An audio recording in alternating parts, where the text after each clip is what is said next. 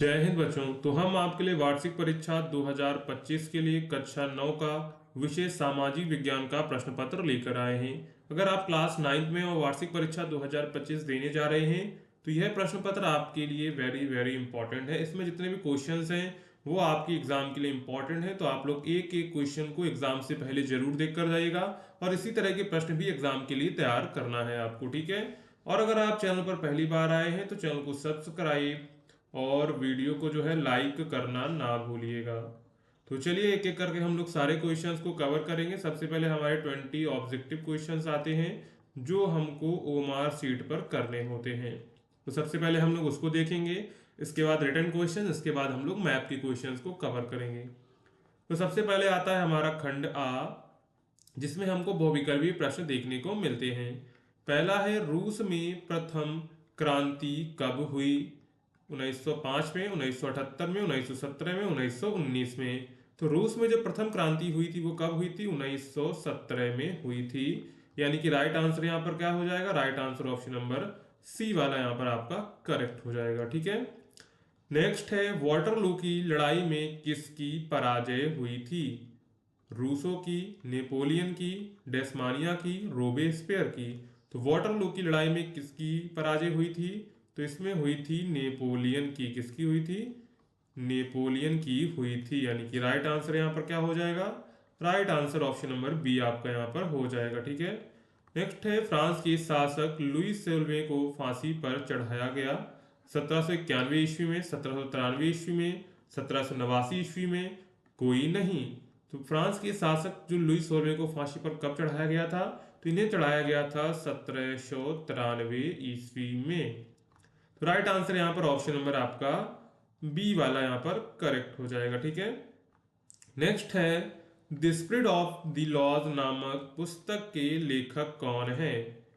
Lock, Rousseau, Montesquieu, Machiavelli. तो यहां पर जो द स्पिरिट ऑफ लॉज नामक पुस्तक के लेखक कौन है? तो इसके पुस्तक के लेखक हैं मॉन्टेस्क्यू। कौन है? मॉन्टेस्क्यू है। यानी कि ऑप्शन नंबर यहां पर आपका जो है सी वाला करेक्ट हो जाएगा, ठीक है। नेक्स्ट है, निम्नलिखित में से किस वर्ग पर कोई कर नहीं लगता था? श्रमिक वर्ग पर, तृतीय वर्ग पर, पादरियों पर, विकलांगों पर। तो किस पर कर नहीं लगता था? तो वहां के जो पादरी थे उन पर जो है कर नहीं लगता था। यानी कि ऑप्शन नंबर आपका यहां पर सी वाला करेक्ट हो जाएगा, ठीक है। इसके बाद आगे बढ़ते हैं। नेक्स्ट क्वेश्चन है, लोकतंत्र किस राजनीतिक सिद्धांत पर आधारित है? दलगत राजनीति, समानता, विचार विमर्श और ये सभी। तो यहां पर राइट आंसर हो जाएगा ऑप्शन नंबर डी वाला, ये सभी पर आधारित है। नेक्स्ट है, संविधान सभा का गठन किस वर्ष किया गया था? 1946 ईस्वी में, 1947 ईस्वी में, 1948 ईस्वी में, 1950 ईस्वी में। तो संविधान सभा का जो गठन है वो 1946 ईस्वी में किया गया था। यानी कि ऑप्शन नंबर यहां पर आपका ए वाला करेक्ट हो जाएगा। नेक्स्ट है, भारत के संविधान में कितने मौलिक अधिकार हैं? 5, 6, 7 और 9। तो भारत के संविधान में कितने मौलिक अधिकार हैं? तो यहां पर जो है टोटल 6 मौलिक अधिकार हैं। यानी कि ऑप्शन नंबर आपका यहां पर बी वाला करेक्ट हो जाएगा। इसके बाद नेक्स्ट क्वेश्चन है, डेमोक्रेसी शब्द किस भाषा का शब्द है? हिंदी, संस्कृत, अरबी, यूनानी। तो डेमोक्रेसी जो किस भाषा का शब्द है? तो यो यूनानी भाषा का शब्द है, ठीक है। कहीं आपको जो ग्रीक लिखा मिल जाए तो ग्रीक का मतलब भी यूनानी ही है, ठीक है। तो राइट आंसर यहां पर ऑप्शन नंबर आपका डी वाला यहां पर करेक्ट हो जाएगा। नेक्स्ट है, संविधान सभा की प्रारूप समिति के अध्यक्ष कौन थे? Doctor Bhimrao Ambedkar, Motilal Nehru, doctor Rajendra Prasad, Pandit Jawaharlal Nehru. तो संविधान सभा की जो प्रारूप समिति के अध्यक्ष थे वो थे डॉक्टर भीमराव अंबेडकर। कौन थे? डॉक्टर भीमराव अंबेडकर थे। राइट आंसर यहां पर ऑप्शन नंबर आपका ए वाला यहां पर करेक्ट हो जाएगा, ठीक है। नेक्स्ट है, पश्चिम बंगाल में तूफान को कहते हैं कॉरिएलेवल, काल बैसाखी, पश्चिमी चक्रवातीय विक्षोभ, जेट धाराएं। तो पश्चिम बंगाल में तूफान को क्या कहते हैं? तूफान को कहते हैं काल बैसाखी। क्या कहते हैं? काल वैसाखी कहते हैं। ठीक है, राइट आंसर यहाँ पर ऑप्शन नंबर आपका बी वाला हो जाएगा, काल वैसाखी। नेक्स्ट है, भारत सरकार द्वारा विस्तृत परिवार नियोजन कार्यक्रम शुरू किया गया 1952 में, 1957 में, 1958 में और 1959 में। तो भारत सरकार द्वारा जो विस्तृत परिवार नियोजन कार्यक्रम कब शुरू किया गया था? ये किया गया था 1952 में, यानी कि ऑप्शन नंबर आपका यहाँ पर ए वाला करेक्ट हो जाएगा। नेक्स्ट है, भारत में किस राज्य की साक्षरता दर सबसे अधिक है? ऑप्शंस आपको दिए गए थे पश्चिम बंगाल, केरल, आंध्र प्रदेश, राजस्थान। तो भारत में किस राज्य की साक्षरता दर सबसे अधिक है? तो वो है केरल की। किसकी है? केरल की है। ठीक है, तो राइट आंसर यहाँ पर क्या हो जाएगा? ऑप्शन नंबर बी वाला आपका केरल। नेक्स्ट है, ग्रीष्म ऋतु में उत्तरी मैदानों में बहने वाली पवन को क्या कहते हैं? काल वैसाखी, लू, व्यापारिक पवनें, कोई नहीं। तो ग्रीष्म ऋतु में उत्तरी मैदानों में बहने वाली पवनों को क्या कहते हैं? तो उसको हम लोग कहते हैं लू। क्या कहते हैं? लू कहते हैं। यानी कि ऑप्शन नंबर आपका यहाँ पर बी वाला करेक्ट हो जाएगा। ठीक है, नेक्स्ट है, पश्चिम बंगाल का शोक किस नदी को कहते हैं? दामोदर नदी, सिंधु नदी, ताप्ती नदी, नर्मदा नदी। तो पश्चिम बंगाल का शोक किस नदी को कहते हैं? तो पश्चिम बंगाल का जो शोक है वो दामोदर नदी को कहते हैं। किसको कहते हैं? दामोदर नदी को कहते हैं। यानी कि ऑप्शन नंबर आपका यहाँ पर ए वाला करेक्ट हो जाएगा। ठीक है, नेक्स्ट है, अंत्योदय कार्ड किनके लिए होते हैं? गरीबों में सर्वाधिक गरीब, सभी व्यक्तियों के लिए, औसत आय वाले लोगों के लिए, निर्धनता रेखा से नीचे वाले लोगों के लिए। तो अंत्योदय जो कार्ड है वो निर्धनता रेखा से नीचे वाले लोगों के लिए होता है। यानी कि ऑप्शन नंबर यहाँ पर आपका जो है डी वाला यहाँ पर करेक्ट हो जाएगा। नेक्स्ट है, स्वतंत्रता के बाद भारत की सबसे कठिन चुनौती क्या है?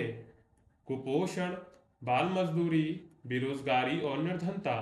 तो स्वतंत्रता के बाद भारत की जो सबसे बड़ी चुनौती थी वो थी निर्धनता, यानी कि गरीबी। ठीक है, कि गरीबी के कारण ही बेरोजगारी, बाल मजदूरी, ये सब किसके कारण हो रहे थे? निर्धनता के कारण ही हो रहे थे। नेक्स्ट है, स्वर्ण जयंती ग्रामीण रोजगार योजना शुरू की गई 1997 में, 1999 में, 2001 में, 2003 में। तो स्वर्ण जयंती ग्रामीण रोजगार योजना शुरू की गई 1999 में। यानी कि राइट आंसर यहाँ पर ऑप्शन नंबर आपका बी वाला यहाँ पर करेक्ट हो जाएगा। ठीक है, नेक्स्ट है, उड़ीसा राज्य का कौन सा जिला अकाल से पीड़ित रहता है? कालाहांडी, कोरापुट, मयूरभंज, कटक। तो इसका आंसर आप लोग तुरंत कमेंट सेक्शन में बताएंगे। सिंपल क्वेश्चन है, उड़ीसा राज्य का कौन सा जिला अकाल से पीड़ित रहता है? इसका आंसर आप लोग तुरंत कमेंट सेक्शन, जिसका आंसर सबसे पहले आएगा उसका आंसर हम कमेंट में पिन कर देंगे। ठीक है, नेक्स्ट है, विश्व में सबसे अधिक निर्धन निवास करते हैं? अमेरिका में, भारत में, चीन में और प्रत्येक देश में। तो विश्व में जो सबसे अधिक निर्धन निवास करते हैं वो करते हैं हमारे भारत देश में। ऑप्शन नंबर आपका जो यहाँ पर बी वाला करेक्ट हो जाएगा। ठीक है, तो यहाँ पर हमने जो 20 आपके जो ऑब्जेक्टिव क्वेश्चंस होते हैं उनको हमने यहाँ पर कवर कर लिया है। तो इनको आप जो है अच्छे से तैयार कर लीजिएगा। इसके बाद आता है हमारा खंड वा, यानी कि वर्णनात्मक प्रश्न पहला, जिसमें उत्तर आपको लगभग 80 शब्दों में देने होंगे। जिसमें पहला हमारा इंपॉर्टेंट क्वेश्चन है, सन 1917 की क्रांति के बाद रूस प्रथम विश्व युद्ध में क्यों अलग हो गया? अथवा चरवाहा समुदाय की जिंदगी किन किन बातों पर टिकी हुई है, संक्षेप में बताइए। इसी में आपका दूसरा क्वेश्चन है, जनता लोकतंत्रात्मक सरकार क्यों चाहती है, समझाइए। अथवा संविधान से आप क्या समझते हैं, इसे नियमित रूप से संशोधित करने के लिए आवश्यकता क्यों होती है। तो यहाँ पर इन अथवा करके आपको दिए गए हैं, इन दोनों में से आप जो भी आपको क्वेश्चन आता हो वो आप यहाँ पर कर सकते हैं। इसके बाद है क्वेश्चन नंबर थर्ड, राष्ट्रीय जनसंख्या नीति से आप क्या समझते हैं, इसकी मुख्य विशेषताएं बताइए। अथवा मौसम और जलवायु का अंतर बताइए। तो यहाँ पर इन दोनों में से भी आप कोई एक यहाँ पे कर सकते हैं। ठीक है, इसके बाद नेक्स्ट क्वेश्चन है, भारत में महिला साक्षरता दर बहुत पीछे है, इसके उत्तरदायी दो कारण बताइए। अथवा भारत में खाद्य सुरक्षा को स्पष्ट कीजिए, इसकी आवश्यकता के दो कारण बताइए। तो यहाँ पर जो है इन दोनों में से कोई एक आप यहाँ पे कर सकते हैं। ठीक है, इसके बाद आता है वर्णात्मक 2, जिसमें हमें उत्तर लगभग 150 शब्दों में देने होंगे। जिसमें पहला क्वेश्चन है, फ्रांस की क्रांति कब हुई? विश्व पर इसका क्या प्रभाव पड़ा? विस्तार से आपको समझाना है। ये आपके जो है लॉन्ग आंसर टाइप क्वेश्चंस हैं, तो उसी के अकॉर्डिंग आपको यहाँ पर लिखना है। अथवा घुमंतु चरवाह क्षमताओं की प्रमुख विशेषताएं बताइए। तो यहाँ पर इन दोनों में से दो दिए गए, दो में से आप कोई एक यहाँ पे कर सकते हैं, ठीक है। इसके बाद आता है क्वेश्चन नंबर 6, भारत में प्रधानमंत्री का चुनाव कैसे होता है? इसकी शक्तियां एवं कार्य बताइए। अथवा भारतीय संविधान की प्रमुख विशेषताओं का वर्णन कीजिए। नेक्स्ट है क्वेश्चन नंबर 7, भारत में जनसंख्या घनत्व के वितरण पर प्रकाश डालिए। अथवा उत्तर के विशाल मैदान का संक्षेप में वर्णन कीजिए। तो यहाँ पर जो है आपको संक्षेप में वर्णन करना है। इसके बाद आता है क्वेश्चन नंबर 8, जनसंख्या वृद्धि किसे कहते हैं? भारत में जनसंख्या वृद्धि से होने वाली समस्याएं बताइए। तो ये जो क्वेश्चन है वेरी वेरी इंपॉर्टेंट है, जनसंख्या वृद्धि, क्योंकि इस समय ये मुद्दा बना हुआ है। अथवा हरित क्रांति किसे कहते हैं? भारत को आत्मनिर्भर बनाने में हरित क्रांति के महत्व को बताइए। तो यहाँ पर जो है इन दोनों क्वेश्चन में से कोई एक आपको यहाँ पर कर लेना है, ठीक है। तो यहाँ पर जो है हमने आपके जो ऑब्जेक्टिव क्वेश्चन है, रिटन क्वेश्चन है, उन सबको यहाँ पर हमने कवर कर लिया है। अब हम लोग जो है मानचित्र के प्रश्न को देखने वाले हैं, जिसमें हमको क्या करना है, भारत का मानचित्र आपको एक जो इस तरह यहाँ से आपको जो है एक इस तरह का मानचित्र यहाँ पर आपको कॉपी में दिया जाएगा, ठीक है। उसमें आपको जो है अपना डायग्राम जो बना हुआ आएगा, बस आपको जो है यहाँ पर फिल करना होगा। जैसे केंद्रीय शक्ति में सम्मिलित किसी देश का नाम, ये विश्व का मानचित्र है, ठीक है। तो केंद्रीय शक्ति में कौन कौन देश शामिल थे, इसमें आप जर्मनी लिख सकते हैं, ऑस्ट्रिया हंगरी लिख सकते हैं, ऑटोमन साम्राज्य लिख सकते हैं। मित्र शक्ति में कौन सम्मिलित था, तो यहाँ पर आप लोग जो है फ्रांस का नाम लिख सकते हैं। किसका? फ्रांस का नाम लिख सकते हैं, पोलैंड का नाम लिख सकते हैं। भारत के उस राज्य का नाम जहाँ इस रायका समुदाय के लोग रहते हैं, तो राजस्थान में रहते हैं। कहाँ रहते हैं? राजस्थान में रहते हैं। चीन देश की राजधानी, तो चीन की राजधानी का क्या नाम है? बीजिंग नाम है। इंग्लैंड की राजधानी, इंग्लैंड की राजधानी सबको पता होगी, क्या है? लंदन है, ठीक है। इसके बाद इसी में आपका खा क्वेश्चन है, भारत के दिए गए मानचित्र में निम्नलिखित को दर्शाइए। गंगा नदी का उद्गम स्थल, तो गंगा नदी का उद्गम स्थल क्या है? गंगोत्री है। क्या है? गंगोत्री है। थार का मरुस्थल किस चिन्ह द्वारा? थार का मरुस्थल राजस्थान में, तो राजस्थान में आपको दर्शा देना है इसको, ठीक है। इसके बाद चाय उत्पादक एक क्षेत्र, तो इसमें आप असम लिख सकते हैं।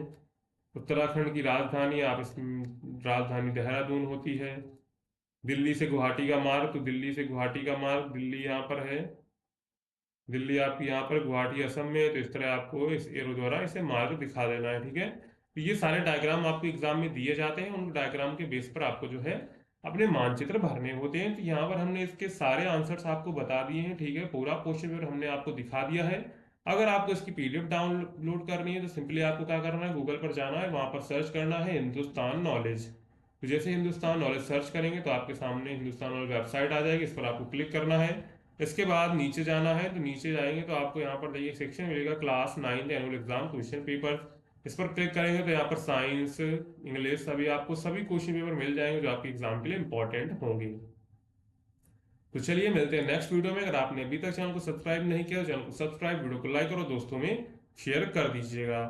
मिलते हैं नेक्स्ट वीडियो में, तब तक के लिए जय हिंद बच्चों।